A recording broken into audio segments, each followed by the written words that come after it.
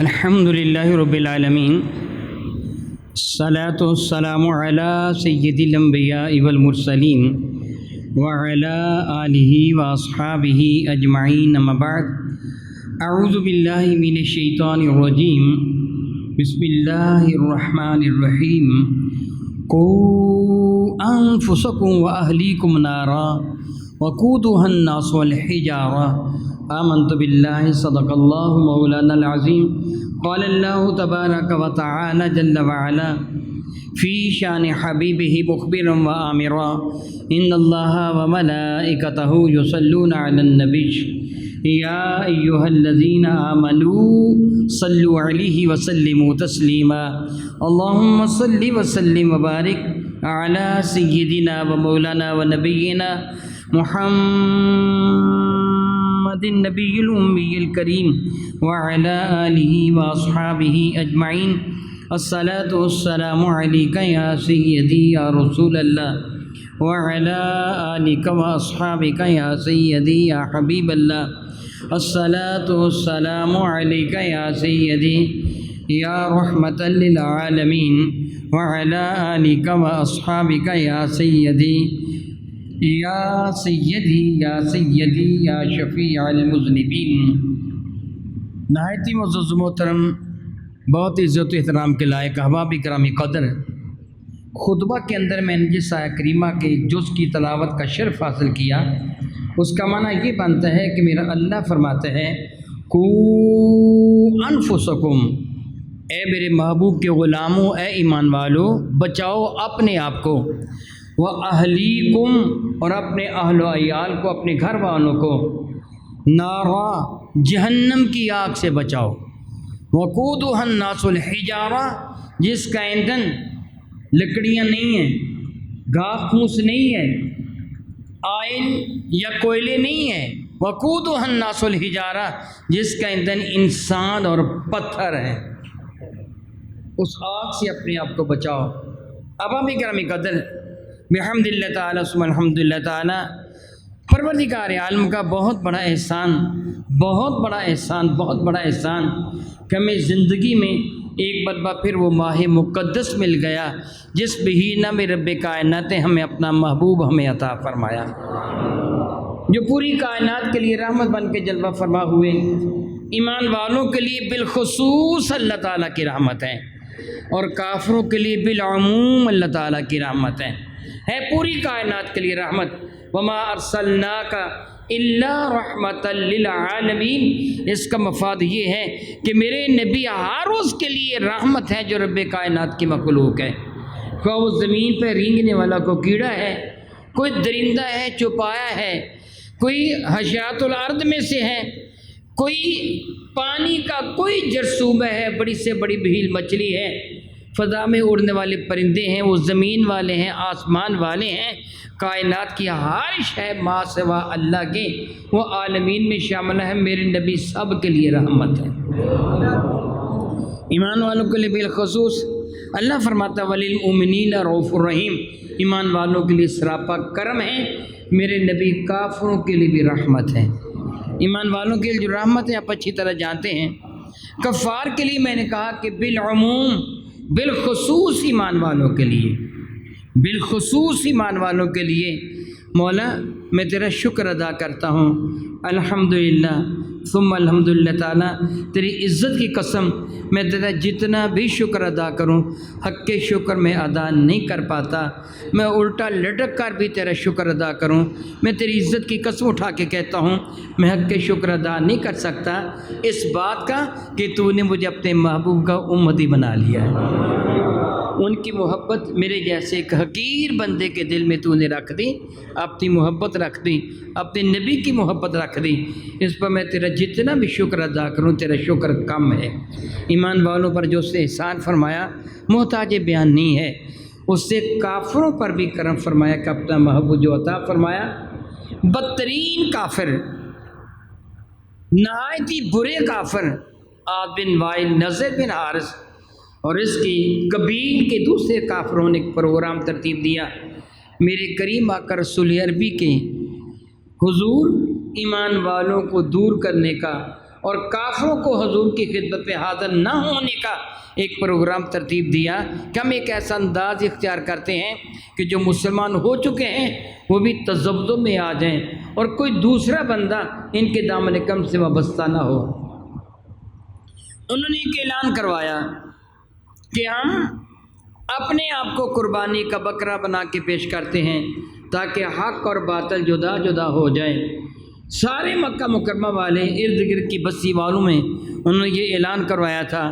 لوگ کثیر تعداد میں حرم کعبہ کے صحن میں جمع ہو گئے۔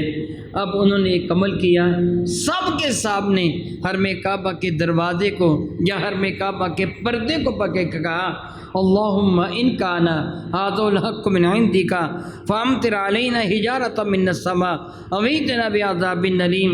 اے اللہ، اگر یہ تیرا نبی سچا ہے، اگر یہ تیرا قرآن سچا ہے، اگر تو سچا ہے، اگر ہم غلطی پر ہیں، اگر ہم جھوٹے ہیں، ہمارا جو فعل ہے وہ غلط ہے، تو ہم پر پتھروں کی بارش نازل کر دے یا کسی دردناک عذاب سمیت دو چار کر دے۔ ان کا فعل کیا تھا؟ بہت عزت والے میرے بھائیوں، اسلام حیا والوں کا مذہب ہے، غیرت والوں کا مذہب ہے۔ الحیاء من الایمان، حیا ایمان سے ہے، بے حیا بے ایمان ہے۔ ایمان والا صاحب شرم و حیا ہوا کرتا ہے، بات کرتے ہوئے حیا محسوس ہوتا ہے۔ آپ نے بہت مرتبہ سنا حرم کعبہ کا طواف ننگے ہو کر کرتے تھے لوگ۔ حرم کعبہ کا جو طواف کرتے تھے وہ مادر ذات برہنہ ہو کے کرتے تھے، بے لباس ہو کے کرتے تھے۔ جب لڑکیاں بھی، نوجوان لڑکیاں بھی بے لباس، لڑکے بھی بے لباس، عورتیں بھی بے لباس، مرد بھی بے لباس، پھر بے حیائی بدکاری بھی عروج پر تھے۔ بے حیائی بدکاری کو وہ گناہ نہیں سمجھتے تھے، بلکہ کیا سمجھتے تھے؟ اندازہ اس بات سے لگائیے، ایک لڑکا اور ایک لڑکی حرم کعبہ میں داخل ہو کر، اس کے اندر داخل ہو کر بدکاری کر رہے تھے، اور یہ عام رواج تھا۔ صرف ایک شخص نے ایسے نہیں کیا تھا، ایک لڑکی ایک عورت نے ایسے نہیں کیا تھا، یہ وہاں عام رواج تھا۔ اور جس کو وہ اعلیٰ سمجھتے تھے، جس طرح مسجد میں آ کر یہ بات کرنا اعلیٰ سمجھتے ہیں، وہ حرم کعبہ میں بدکاری کرنا اعلیٰ سمجھتے تھے۔ کبھی کبھی اللہ تعالیٰ جل وعلا کریم اپنی قدرت کا اظہار فرماتا ہے۔ قانون یہ ہے کہ سزا قیامت کو ملے گی، قدرت یہ ہے کہ کبھی کبھی کسی کو دنیا میں بھی دے دیتا ہے۔ اس دن اللہ تعالیٰ نے اپنی قدرت کا نظارہ دکھایا۔ اس مرد کو جس کا نام اصاف تھا، اس لڑکی کو جس کا نام نائلہ تھا، اللہ نے دونوں کو اسی حالت میں پتھر کا بنا دیا۔ وہ بدکاری کر کے فارغ ہوئے، فارغ ہوتے ہی دونوں پتھر کے ہو گئے، اور وہ دونوں حرم کعبہ کے اندر گرے ہوئے تھے۔ عورت بھی بالکل مادر ذات برہنہ، شکل و صورت وہی ہے، شکل نہیں بدلی ہے، اس کی صورت ہی بدلی ہے، شکل و صورت بے نہیں وہی ہے، مرد کی بھی وہی ہے۔ مرد کا نام اصاف تھا، عورت کا نام نائلہ تھا۔ جب دوسرے کافر بدکاری کرنے کے لیے حرم کعبہ کے اندر داخل ہوئے، انہوں نے ان دونوں کو پتھر کے بنے ہوئے دیکھا، باہر آ کر اطلاع دی، وہ تو امر ہو گئے ہیں، وہ تو دونوں اللہ بن گئے، رب بن گئے ہیں۔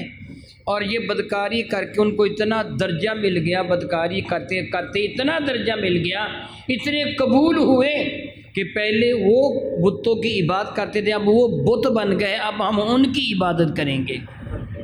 اب آپ کو پتہ چل گیا ہوگا کہ ان کے لیے بدکاری کرنا کیا درجہ رکھتا تھا۔ چنانچہ انہوں نے کیا کیا، ایک بت کو صفا پہ نصب کر دیا، ایک بت کو مروہ پہ نصب کر دیا۔ یہ دونوں مادر ذات بننا تھے، عورت بھی بالکل ننگی تھی، مرد بھی بالکل ننگا تھا، اور مرد و عورت صفا مروہ کے درمیان سعی کرتے۔ جب ایک پہاڑ پہ آتے تو ایک بت کو چھوتے، مسا اس کا کرتے اور اس کو سجدہ کرتے، چومتے اس ننگی عورت کو بھی، ننگے مرد کو بھی، اور یہ اسی طرح صحیح کرتے۔ جب اللہ تعالیٰ نے ایمان والوں کو فتح مکہ کی دولت سے نوازا تو ایمان والوں کو یہاں طواف کرتے، یعنی گھومتے ہوئے صحیح کرتے ہوئے، ایمان والوں کو ہچکچاہٹ محسوس ہوئی تھی کہ یہ تو دونوں، ایک ادھر بت ہے ایک ادھر بت ہے۔ صفا پہ آتے ہیں تو ایک بت کو سجدہ کرتے ہیں، مروہ پہ جاتے دوسرے بت کو سجدہ کرتے ہیں۔ یہ کام کن کا ہے؟ کافروں کا۔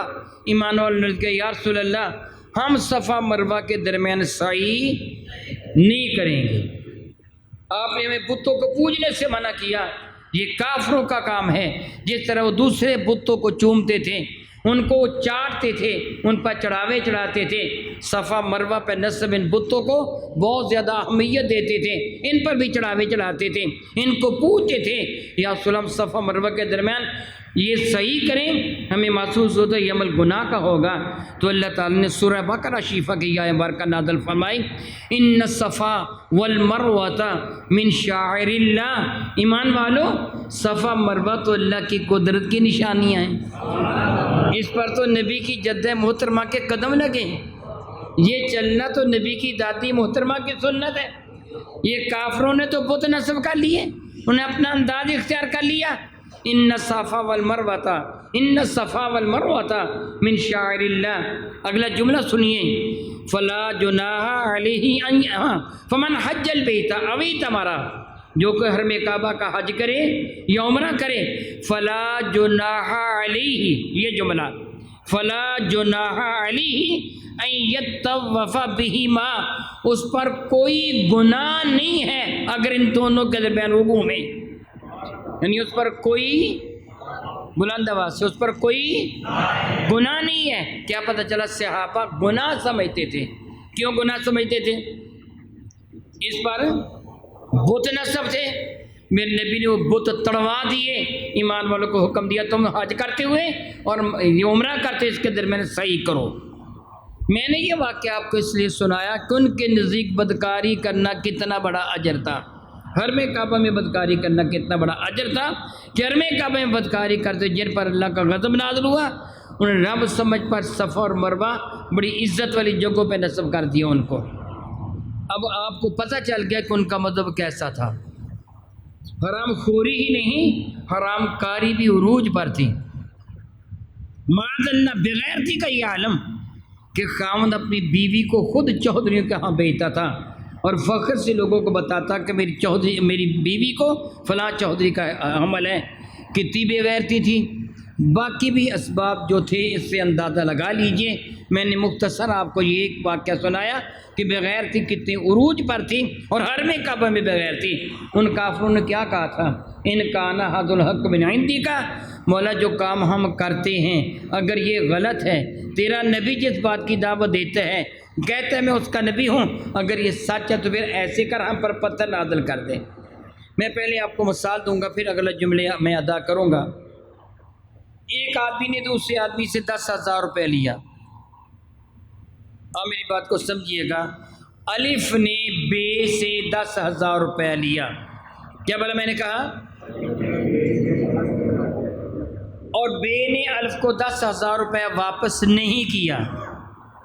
الف نے مطالبہ کیا میرے روپے واپس کر دے، بے نے کہا میں نے واپس کر دیے ہیں، حالانکہ بے نے جھوٹ بولا تھا، الف سچا تھا، 10,000 روپیہ بے نے واپس کرنا تھا۔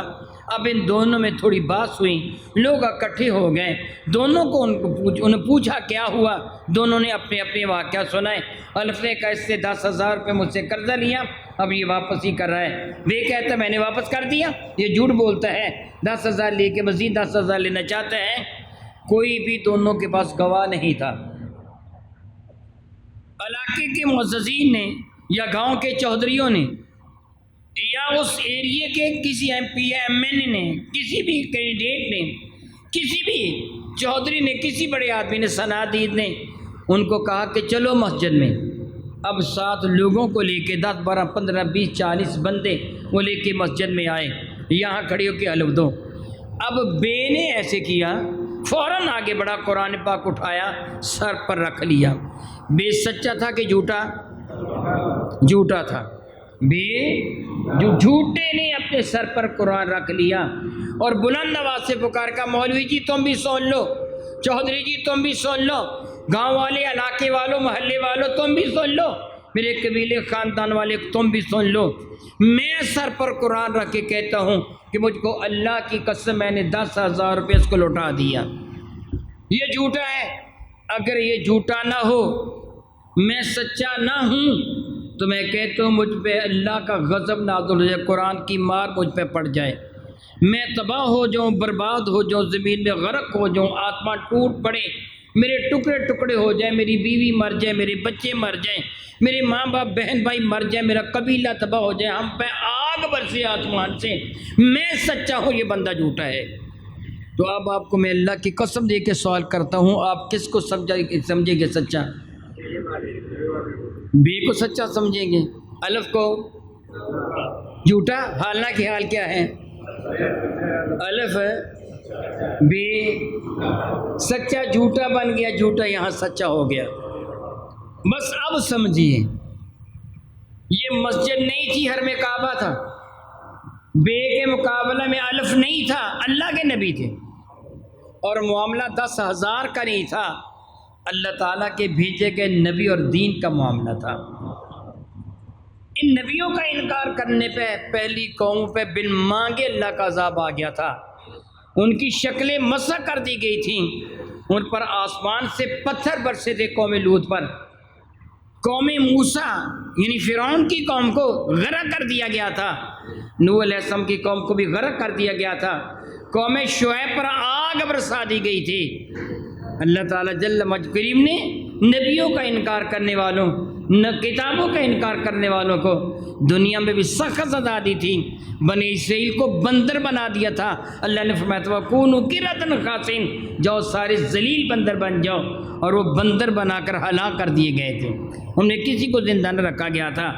آج ان کافروں نے کافروں کو اکٹھا کر کے اللہ کے غضب کو دعوت دی تھی، اگر یہ تیرا نبی سچا ہے، اگر یہ تیرا قرآن سچا ہے، اگر تو سچا ہے، اگر تو سچا رب ہے، اگر یہ نبی محمد مصطفیٰ کریم کا نام لے کر صلی اللہ حبیب دامن ابدا یہ سچے ہیں، قرآن کریم کا نام لے کر اگر یہ نازل فرمودہ تیری کتاب سچی ہے، اگر آنے والا جبریل سچا ہے، تو ہم سب انکار کرتے ہیں، تو ہم کہتے ہیں جو ہمارا مذہب ہے بدکاری ہے، عیاشی ہے، غنڈہ گردی ہے، جو ہم کرتے ہیں بت پرستی ہے، اگر یہ غلط ہے تو فَأَمْطِرْ عَلَيْنَا حِجَارَةً مِّنَ السَّمَاءِ، ہم پر آسمان سے پتھروں کی بارش نازل کر دے، اَوْ ائْتِنَا بِعَذَابٍ أَلِيمٍ، یا کسی دردناک عذاب سے ہمیں دو چار کر دے۔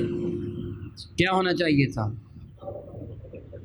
قریبی پہاڑ جبل ابو قبیس پہ اتنے پتھر برساتا، ان خبیثوں کے پڑکچے اڑا دیے جاتے، ان کا قیمہ کوڑ دیا جاتا، زمین پھٹ جاتی، ان نابکاروں کو نگل لیتی، آسمان ٹوٹ پڑتا اور زمانہ ان کا حشر دیکھتا، مگر ہوا کیا؟ ادھر یہ بدبخت حرم کعبہ کا پردہ پکڑ کر غضب الہی کو دعوت دے رہے تھے۔ میرے کریم اپنے کاشان مقدس میں تشریف فرمائے ہیں، میرے نبی کے پاس جبریل امین حاضر ہو جاتے ہیں اور آ کر کہتے ہیں یا رسول اللہ، اللہ تعالیٰ فرماتا ہے ما کان اللہ لیعذبہم وانت فیہم، محبوب ان کے عذاب تو دے دیتا، ان کو تباہ و برباد تو کر دیتا، ان کے پکچے تو اڑا دیتا، ان کی نسلوں کو ختم کر دیتا، میں ان کو عذاب ضرور دے دیتا، مگر میں ان کو عذاب دوں گا نہیں کہ آپ ان کے اندر موجود ہیں۔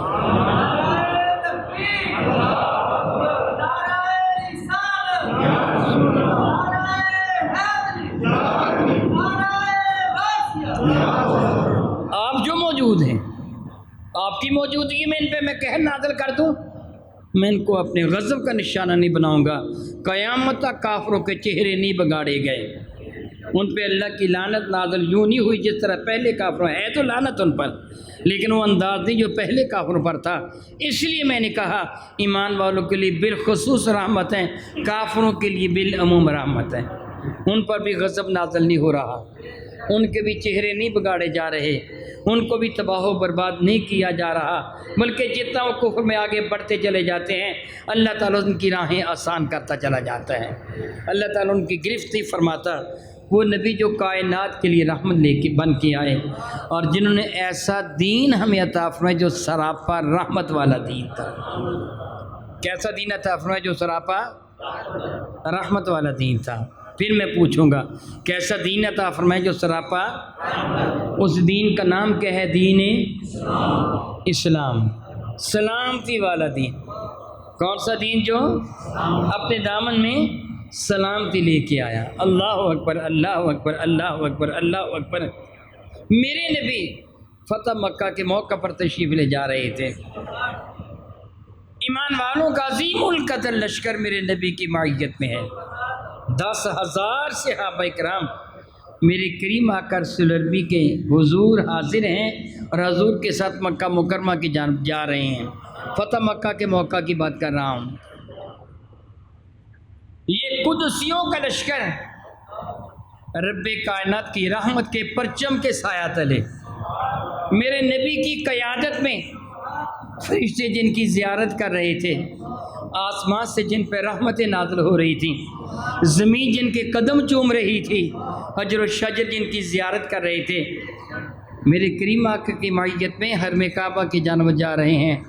راستے میں میرے کریم کی نظر ایک کتیا پر پڑی جو اپنے بچوں کو دودھ پلا رہی تھی، جنگل کی کتیا اپنے بچوں کو دودھ پلا رہی ہے۔ میرے نبی کی نظر پڑی، میرے کریم آقا رک گئے، ایک صحابی کو بلا کے فرمایا تم یہاں کھڑے ہو جاؤ، کسی بندے کو نہ جانے دینا، کتیا ڈر کے اٹھ کے چلی جائے گی، اس کے بچے بھوکے رہ جائیں گے۔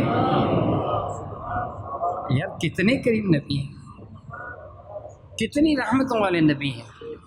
لقد کان لکم فی رسول اللہ اسوۃ حسنہ، تمہارے لیے تو میرے نبی کی مبارک زندگی ایک کامل ترین نمونہ ہے، ایک بہترین نمونہ ہے۔ کتنا اعلیٰ نمونہ، انسان تو انسان ہے، وہ جانور کتا جس کو قتل کرنے کو حکم میرے رب نے دے دیا تھا کہ گھروں کے وہ کتے قتل کر دیے جائیں جو آوارہ گرد ہیں، ہاں باغ کی رکھوالی کے لیے کتا، شکار کے لیے کوئی کتا جو رکھا ہے اس کی اجازت ہے، باقیوں کو قتل کر دیں۔ وہ جانور جو رذیل جانور ہے جس کو قتل کرنے کو حکم ہے، وہ کتیا جنگل میں بچوں کو دودھ پلا رہی ہے۔ میرے کریم کی شان کریمے کے اظہار یہاں بھی ہو رہا ہے، صحابی کی ڈیوٹی لگائی جا رہی ہے، ادھر نہ کسی کو جانے دینا، کتیا ڈر کے اٹھ نہ جائے، بچے بھوکے رہ جائیں گے۔ جو نبی بچی کے کتیا کے بچوں پر اتنا کریم ہے، اپنے غلاموں پر کتنا کریم ہوگا، کتنا کریم ہوگا، کتنا کریم ہوگا، کتنا کریم ہوگا۔ میرے نبی کے سمجھانے کا انداز ہے، اللہ کا عطا فرمودہ دین متین ہے۔ گھر کی سلطنت چھوٹی سی سلطنت ہے، گھر کی سلطنت کیا چھوٹی سی سلطنت ہے، اور گھر کی سلطنت کا سردار سربراہ امیر مرد ہے۔ اگر اس گھر میں عورت ہے، بیوی ہے، تو اس کا خاوند، اگر اولاد ہے تو ان کا باپ۔ الرجال قوامون علی النساء، میرا اللہ فرماتا ہے میں نے مردوں کو عورتوں پر حاکم بنا دیا۔ ماں حاکم نہیں ہے، کیا بولا؟ ماں حاکم نہیں ہے، حاکم باپ ہے۔ حاکم کون ہے؟ باپ ہے، ماں حاکم نہیں ہے۔ گھر کی سلطنت ہے، یہ حاکم، یہ امیر ہے، اور امیر کی اطاعت جب تک نہ کی جائے گی سلطنت بکھر جائے گی۔ امیر کی اطاعت ہوگی تو گھر کی سلطنت باقی رہے گی۔ اور امیر کی اطاعت کتنا کرنا ہے؟ جس کو تم اپنا امیر بنا لیتے ہو، اپنا شیخ بنا لیتے ہو، اپنا سربراہ چن لیتے ہو، اپنا آقا مان لیتے ہو، اس کی اطاعت کتنی کرنا، کس قدر زیادہ ہوگی۔ میرے رب نے اعلان کروا دیا میرے نبی کی زبان وحی ترجمان سے، یہ عورت اپنے خاوند کی نافرمانی کرے گی، اللہ اس کی نماز قبول نہیں کرے گا۔ مرد امیر ہے نا، گھر کا حکمران ہے نا، حاکم ہے نا، الرجال قوامون، یہ معاملات درست کرنے والا ہے، معاملات کو ٹھیک کرنے والا ہے، مینٹین کرنے والا ہے، یہ گھر کا سربراہ ہے، جس کو جو چاہے دے، جسے جو نہ چاہے دے، اس کی الگ پروسیس ہوگی۔ کلکم راعٍ و کلکم مسئول، میرا اللہ فرماتا ہے تم کو راعی بنایا، میں تم سے پوچھوں گا، تمہاری ذمہ داری جو تھی تو نے پوری کی، فرماتا ہے تو کہ کیا حکم دیا، تم اس کا حکم مانو۔ جو عورت اپنے خاوند کی نافرمانی کرے اس کی نماز قبول نہیں ہے، جو اولاد اپنے باپ کی نافرمانی کرے اس کی نماز قبول نہیں ہے، جو غلام اپنے آقا کا نافرمان ہو اس کی نماز قبول امیر کا حکم ماننے کی ترغیب دی ہے۔ تیرے گھر کا امیر، تیرے گھر کا سربراہ، تیرے گھر کا قوام، تیرے گھر کو مینٹین رکھنے والا، درست اور صحیح رکھنے والا وہ مرد ہے۔ اگر عورت ہے تو خاوند، اگر اولاد یا چھوٹے بہن بھائی ہیں تو بڑا بھائی ان کا باپ یہ قوام ہے، اس کا کہنا ماننا ہوگا۔ اللہ اکبر، اللہ اکبر، اللہ اکبر، اللہ اکبر۔ وقت زیادہ نہ ہو جانے کا اندیشہ ہوتا تو میں آپ کو اپنے کریم آقا کے بعض واقعہ سناتا، لیکن وقت کی قلت ہے اس لیے زیادہ تفصیل میں نہیں جا سکتا۔ اتنا ہی کافی ہے جو میں نے کہہ دیا کہ اس عورت کی نماز قبول نہیں ہے، اس اولاد کی نماز قبول نہیں ہے جو عورت اپنے خاوند کی نافرمانی کرے، جو اولاد اپنے ماں باپ کی نافرمانی کرے، ان کی نماز قبول نہیں ہے۔ گویا گھر کے سربراہ کی اہمیت اللہ تعالیٰ جل میں اجاگر فرما دی۔ وہ ماں، وہ باپ جن کے چہرے کو دیکھنا حج کی طرح ثواب ہے۔ کئی مرتبہ آپ نے حدیث سنی ہے، حج کی طرح ثواب ہے۔ اس ماں باپ کی قدر و قیمت کتنی ہوگی، مگر ہم اس دجالی میڈیا کی وجہ سے دین متین سے دور ہو گئے، شیطان کے قریب ہو گئے۔ میں نے اس کو دجالی میڈیا کہا ہے، حقیقتاً یہ دجالی میڈیا ہے۔ دجال کا معنی کیا ہے؟ دجل، فریب، دھوکہ، بہت بڑا دھوکے باز، بڑا فریبی۔ اس میں ٹھیک ہے فائدہ بھی ہے مگر نقصان بھی ہے۔ اس کی ایک مثال قرآن کریم میں بھی ہے۔ اہل عرب شراب پیتے تھے، بدکاری کرتے تھے، جوا کھیلتے تھے، ہر وہ گناہ جو آپ سوچ سکتے ہیں وہ سارے کرتے تھے۔ جب میرے نبی دین متین لے کے آئے تو بعض صحابہ کرام نے کہا یا رسول اللہ شراب پینے پر بدکاری کی ترغیب ملتی ہے۔ جب بندہ شراب پیتا ہے اس کا جی چاہتا ہے میں بدکاری کروں، میں حرام کھاؤں، لوگوں سے الجھوں۔ یا رسول اللہ علیہ السلام غریب آدمی جوا کھیلتا ہے، سائی رقم ہار جاتا ہے، بیوی بھی ہار جاتا ہے، جوا جیتنے والا اس کی بیوی بھی جیت کے لے جاتا ہے، بدکاری کرتا ہے اس کی بیوی کے ساتھ بھی۔ تو یا رسول اللہ یہ چیزیں اچھی نہیں ہیں۔ تو اللہ تعالیٰ کے حضور پروردگار عالم جل مجکیم نے اپنے محبوب مکرم کو جو جواب ارشاد فرمایا، وَيَسْأَلُونَكَ عَنِ الْخَمْرِ وَالْمَيْسِرِ، سورہ بقرہ شریفہ ہے۔ اے محبوب مکرم، یہ لوگ آپ سے سود اور جوئے کے بارے میں، یہ خمر، شراب اور جوئے کے بارے میں پوچھ رہے ہیں۔ عَنِ الْخَمْرِ وَالْمَيْسِرِ، خمر، شراب، میسر، جوا، آسانی سے مال حاصل کر لینا، اس بارے میں پوچھ رہے ہیں۔ قُلْ فِيهِمَا مَنَافِعُ لِلنَّاسِ، بتا دیجئے یا سنیں کہ خمر والمیسر قُلْ فِيهِمَا مُنَافِعُ لِلنَّاسِ وَإِثْمُهُمَا أَكْبَرُ مِنْ نَفْعِهِمَا، بتا دیجئے شراب اور جوئے میں نفع بھی ہے اور نقصان بھی ہے، نفع بھی ہے اور نقصان بھی ہے۔ وَإِثْمُهُمَا أَكْبَرُ مِنْ نَفْعِهِمَا، اس کا گناہ اس کے نفع سے زیادہ ہے۔ یہ جو ہے یا سورہ خمر میں کل فیہما اسم کبیر ومنافع للناس، اس میں کبیر بھی ہے اور لوگوں کے لیے نفع بھی ہے۔ اس کا جو گناہ ہے نفع سے زیادہ ہے۔ یعنی بعض وہ چیزیں ہوتی ہیں جن کا گناہ بھی ہوتا ہے نفع بھی ہوتا ہے، اور گناہ نفع سے زیادہ ہے۔ یہی حال آج کے میڈیا کا ہے۔ بعد میں شراب کو مکمل حرام قرار دے دیا گیا، یہ ابتدا میں آیا برکت نازل ہوئی تھی۔ پھر انما الخمر والمیسر والانصاب، یہاں تک آیا برکت نازل ہوئی، اس پہ فرما دیا گیا کہ رجس من عمل الشیطان، یہ سارے کام گندے پلید اور شیطانی کام ہیں، فاجتنبوہ، ان سے مکمل اجتناب کرو، لعلکم تفلحون، تاکہ تمہیں کامیابی میسر آئے۔ پھر شراب کو مکمل حرام قرار دیا گیا۔ پہلے کیا فرمایا تھا؟ اس میں نفع بھی ہے نقصان بھی ہے، نفع کم ہے نقصان، اس دجالی میڈیا میں نفع بھی ہے۔ میں بھی استعمال کرتا ہوں، میں بھی ٹیلی فون استعمال کرتا ہوں، دوستوں کے ساتھ ملاقات ہو جاتی ہے، آمنے سامنے ویڈیو آ جاتی ہے، لائیو گفتگو ہو جاتی ہے، قرآن پاک بھی اس میں آتا ہے، احادیث مبارکہ بھی آتی ہیں، اقوال صالحین بھی ہیں، بہت سی کتابیں اس میں لوڈ کر لی جاتی ہیں، نفع بھی ہے، مگر اس کا نقصان نفع سے نقصان بہت زیادہ ہے، بہت زیادہ نقصان ہے۔ اس دجالی میڈیا کی وجہ سے کیا ہوا آپ جانتے ہیں کہ ماضی قریب میں شاید 1 مہینہ یا سے بھی کم عرصہ میں عمرے پہ گیا ہوا تھا نا، واپس آیا تو مجھے 2 چیزوں کی خبر ملی کہ 2 باپ کم از کم قتل کر دیے گئے۔ کم از کم کتنے باپ؟ میں نے کم از کم کا جملہ کیوں کہا؟ میں ابھی گلشن سعید میں یہ گفتگو کر کے آیا، وہاں ایک صحافی اخبار والے ہیں، وہ میرے ساتھ باہر نکلے، کہنے لگے شاہ صاحب یہ دو نہیں، اخبارات کی آپ مطالعہ نہیں کرتے، ہم جانتے بہت سارے باپ تھوڑے عرصے میں قتل کر دیے گئے ہیں، بہت سارے باپ قتل کر دیے گئے ہیں۔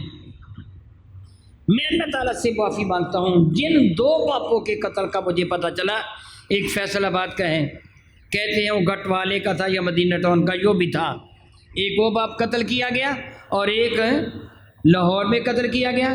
ایسے ہوئے نا، اور بھی جو بڑے مشہور ہوئے، ایسے ہوئے کہ نہیں ہوئے؟ پتہ آپ کو ہے کہ نہیں ہے؟ پھر بلند آواز سے کہہ دیجئے، لاہور میں قتل ہوا، فیصل آباد میں قتل ہوا۔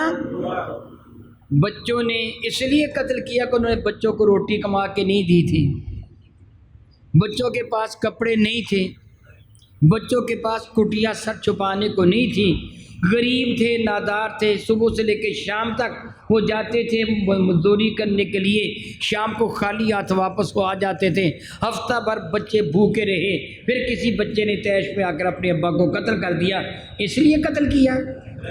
بڑے دولت مند تھے، شاید اربوں کی جائیداد ان کی تھی، اور جو لاہور میں قتل ہوا شاید اس سے کئی کروڑ روپے کی گاڑی، آپ جانتے کتنے کروڑ کی؟ کئی کروڑ کی، کئی کروڑ کی گاڑی اپنے بیٹے کو نکلوا کے دینے کے لیے اسے پیسے جمع کروا بکنگ کروا دی تھی۔ اور فیصل آباد میں 4 کروڑ یا سے زائد کی جائیداد اس بندے نے اپنے بچوں کے نام کی تھی، جس کو گولی مار دی گئی۔ بیٹے نے گولی ماری، کس سے گولی ماری؟ بیٹے نے۔ لاہور میں بیٹے نے 1 کروڑ روپیہ دے کے، اور 3 کروڑ کا وعدہ تھا، 2 کروڑ بعد میں دینا تھا، کس کو قتل کروایا؟ اپنے باپ کو قتل کروایا۔ الیاذ باللہ تعالی ثم الیاذ باللہ تعالی۔ میں دونوں کے نام بھی نہیں جانتا، دونوں کی ہسٹری بھی نہیں جانتا، مجھے یہ بڑا دکھ ہے، بڑا افسوس ہوا کہ بیٹے نے باپ کو قتل کر دیا۔ ارے جس کی نافرمانی کرنے پر نماز مردود ہے، اس کے قاتل کو سزا کیا ملے گی؟ جس کا چہرہ دیکھنا عبادت ہے، اس کے قاتل کو سزا کیا ملے گی؟ وہ کہاں جائے گا؟ میں نہیں جانتا اس کا اصل سبب کیا ہے، میں نہیں جانتا۔ اگر آپ کو معلوم ہے تو آپ جانتے ہوں گے تو ٹھیک ہے، وگرنہ نہ صحیح، نہ مجھے تحقیق کرنے کی ضرورت ہے، نہ اللہ نے مجھے یہ ڈیوٹی لگائی ہے کہ میں مسلمانوں کے حالات کی تحقیق کرتا پھروں، میرے اللہ نے میری ڈیوٹی لگائی۔ لیکن ایک چیز کا احساس دلاتا ہوں، سوچنے کی بات ہے، کہیں ان کے باپ ان کو حرام تو نہیں کھلاتے تھے؟ آپ کے علم میں ہے یہ بات کہ میرے نبی نے فرمایا، آپ سنیے، غور سے سن لیجئے، جو بات میں کہہ رہا ہوں حقیقت کہہ رہا ہوں، آپ میرا انکار کر دیں، میری بات کا انکار کر دیں، کہیں محمد سعید الحسن ہم تیری بات ماننے کو تیار نہیں ہیں، میں کہوں گا کوئی بات نہیں، اگر نہیں مانیں گے نہ مانیں، کوئی ایسی بڑی بات تو نہیں ہے، میں تو ایک انسان ہوں اور معمولی سے انسان ہوں۔ آپ کہیں کہ تو سچ نہیں بولتا، آپ الزام لگا دیں مجھ پر، اگرچہ بحمد اللہ تعالیٰ میں جھوٹ سے گریز کرتا ہوں، مگر آپ مجھے جھوٹا کہہ دیں گے تو پھر آپ شاید چھوٹے موٹے گناہ گار ہوں گے، مگر اس کے سوا کچھ نہیں۔ لیکن میں بات اس ذات کی کر رہا ہوں جس کی طرف جھوٹ کی نسبت کرنا کفر ہے، جس کی بات پر آپ یقین نہیں کریں گے تو کافر ہو جائیں گے۔ میں بات اس کی کر رہا ہوں، میرے نبی کی بات ہے۔ میرے نبی نے فرمایا، دور دراز سے چل کے آیا، اب 2 ہی جگہ ہیں جہاں دور دراز سے چل کے کوئی آ سکتا ہے، یا تو مدینہ تو رسول میں آیا ہے یا حرم کعبہ میں آیا ہے۔ بندہ دور دراز سے چل کے آیا، اتنا طویل سفر طے کیا، مفہوم حدیث میں بیان کروں گا، میں حدیث کا ترجمہ نہیں، اس کا مفہوم میں آپ کے سامنے ذکر کروں گا۔ دور دراز سے چل کے آیا، اتنا لمبا سفر طے کیا، کپڑے پھٹ کر پرانے ہو گئے، جسم دبلا ہو گیا، گرد و غبار میں اٹ گیا، بال بکھر گئے، گرد و غبار میں اٹ گئے، حالت غیر ہو گئی، تھکاوٹ سے چور ہو گیا۔ وہ آ کر رو رو کر اپنے رب کے حضور دعا کرتے ہیں، خواہ وہ حرم کعبہ میں ہو، خواہ وہ مدینہ تو رسول میں ہو۔ میں نبی فرماتے وہ دور سے آیا، رو رو کر دعا کرتے ہیں، مگر نہ اس کی نماز قبول ہے نہ دعا قبول ہے۔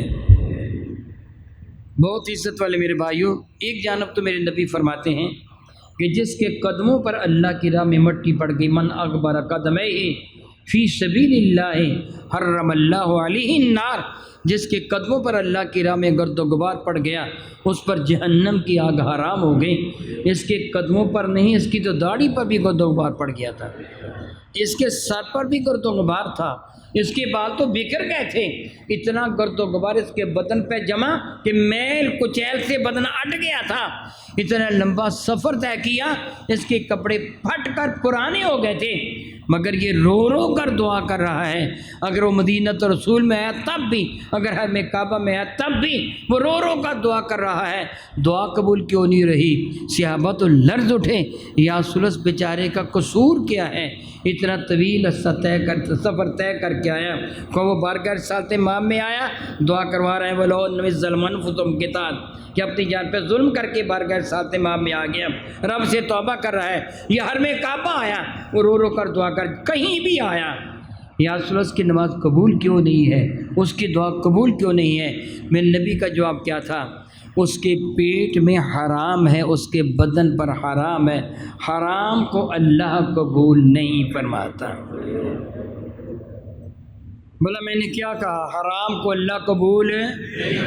ہاں پھر کہیے، میں بار بار کہلواؤں گا آپ سے، حرام کو اللہ قبول ہے؟ حرام کو اللہ قبول ہے؟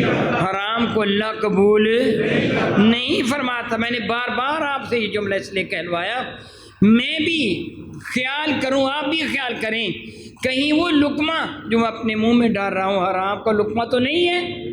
میں اپنی اولاد کو کھلا رہا ہوں، حرام کا لقمہ تو نہیں ہے؟ اپنے بہن بھائیوں کو، ماں باپ کو کھلا رہا ہوں، حرام کا لقمہ تو نہیں ہے؟ اپنی بیوی کو کھلا رہا ہوں، حرام کا لقمہ تو نہیں ہے؟ اگر وہ حرام کا لقمہ ہے پھر نہ ان کی دعا قبول ہے، نہ ان کی نماز قبول ہے، نہ میری دعا قبول ہے، نہ میری نماز قبول ہے۔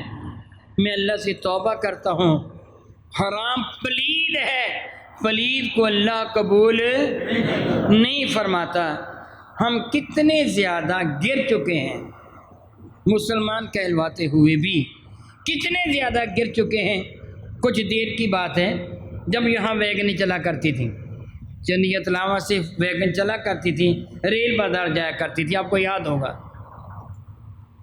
میں ویگن میں ریل بازار سے آ رہا تھا، ویگن کی اگلی سیٹ پر بیٹھا تھا، میرے ساتھ ڈرائیور بیٹھا تھا، ڈرائیو کر رہا تھا، میرے پاس چھوٹا سا بیگ تھا، اس پہ مفتاح الجنہ جو میں نے نماز کے موضوع پر کتاب لکھی ہے، اس میں تنگ دستی کے علاج پر بھی وہ ایک دعا لکھی ہوئی ہے، سبحان اللہ و بحمدہ سبحان اللہ و بحمدہ واستغفر اللہ۔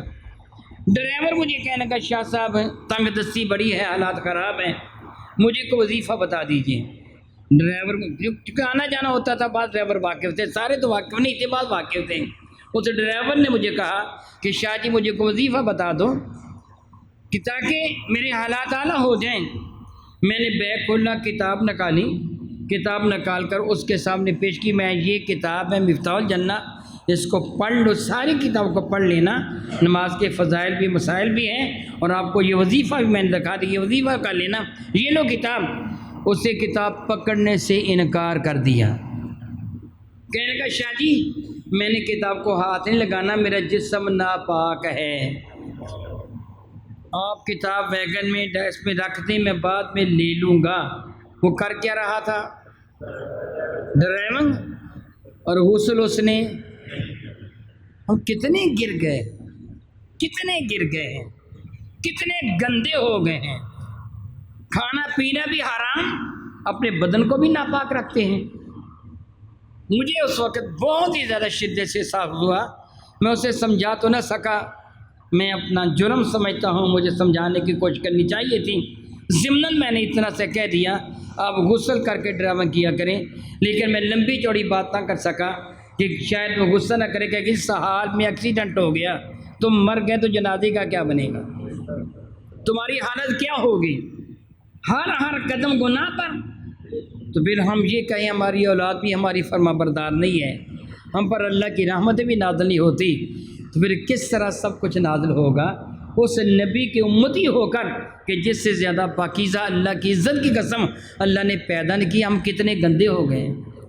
ہم حرام کھاتے ہیں، حرام پیتے ہیں، اللہ نے تو ہمیں کیا حکم دیا، قو انفسکم واہلیکم نارا، اپنے آپ کو اپنے گھر والوں کو جہنم کی آگ سے بچا لو۔ وقودها الناس والحجارہ، جس کا ایندھن انسان اور پتھر ہیں۔ مفہوم حدیث ہے، اگر تم حرام کما کے کھلاتے ہو اپنے ماں باپ کو، اپنے بہن بھائیوں کو، اپنے بیوی بچوں کو حرام کھلاتے ہو، پھر ان کو لذیذ کھانا نہیں، جہنم کی آگ کے انگارے کھلاتے ہو۔ اپنے تئیں تم یہ سمجھتے ہو میں نے اپنی بیٹی کی ہر خواہش پوری کر دی، اپنے بیٹے کی ہر جو مانگا میرے بیٹے نے، ابا میرے لیے فلاں چیز پیزا لے کے آنا، بیٹی نے کہا فلاں مٹھائی لے کے آنا، میں نے اپنی بیٹی کو کہنا مان لیا، بیٹے کا کہنا مان لیا، بیوی کا کہنا مان لیا، حرام کا ان کو کھلایا، تو ان کو کھانا نہیں کھلایا، مزیدار و لذت والی چیزیں نہیں کھلائیں، نہیں پلائیں، بلکہ جہنم کی آگ کے کوئلے ان کو کھلائے اور پلائے ہیں۔ اور جو چھوڑ کے مرے ہو، جہنم کی آگ چھوڑ کے مرے ہو، وہ بہت عزت والے میرے بھائیوں، میرے نبی نے خبر دی ہے، میرے سچے نبی نے، جن کو اللہ نے سچا بنا کے بھیجا، انہوں نے خبر دی ہے۔ یاد رکھو، جسم کا جو حصہ حرام سے پلا ہے وہ جنت میں جانے کے قابل نہیں ہے، وہ جنت پہ جانے کے قابل نہیں ہے۔ پھر اللہ فرماتا قو انفسکم واہلیکم نارا، وہ جہنم میں جائے گا، میرا اللہ فرماتا بچا لو اپنے آپ کو، اپنے اہل و عیال کو جہنم کی آگ سے۔ خدا را خدا را خدا را، میں آپ کو اللہ کی عزت کا واسطہ دیتا ہوں، نہ خود حرام کھائیے، نہ اپنی اولاد کو حرام کھلائیے۔ دیکھیے آپ کے گھر میں حرام تو نہیں ہے، نہ کھائیے نہ کھلائیے اپنی اولاد کو۔ آپ کام حرام کا تو نہیں کر رہے، کہیں ڈنڈی تو نہیں مار رہے، زیادتی تو نہیں کر رہے۔ خدا را میں ذمہ داری ادا کر رہا ہوں، میرے دل میں اللہ کی عزت کی قسم اٹھا کے کہتا ہوں آپ کی محبت ہے، آپ میرے ساتھ پیار کرتے ہیں جو دور دراز سے آتے ہیں، کتنی دور دور سے آپ جمعہ پڑھنے کے لیے آتے ہیں، آپ کے دل میں میرے لیے جذبات محبت ہیں۔ ممبر مصطفیٰ کریم پہ بیٹھ کے کہہ رہا ہوں، میرے لیے بھی آپ کے دل میں جذبات محبت ہیں۔ میں چاہتا ہوں آپ سارے کے سارے مجھے ساتھ لے کے جنت پہ چلے جائیں، اپنے نبی کے دامن کرم سے ہم وابستہ ہو کے سارے جنت پہ چلے جائیں۔ اس لیے میں آپ سے عرض کر رہا ہوں، میں تاکیداً کہہ رہا ہوں، حرام نہ کھائیے، حرام نہ کھلائیے، حرام نہ کمائیے، اپنے گھر میں حرام نہ آنے دیجیے۔ میں دعا کرتا ہوں اللہ تعالیٰ مجھے بھی عمل کی توفیق عطا فرما، میرے ان سب بھائیوں کو بھی عمل کی توفیق عطا فرما، آمین ثم آمین، وآخر دعوانا ان الحمد للہ رب العالمین۔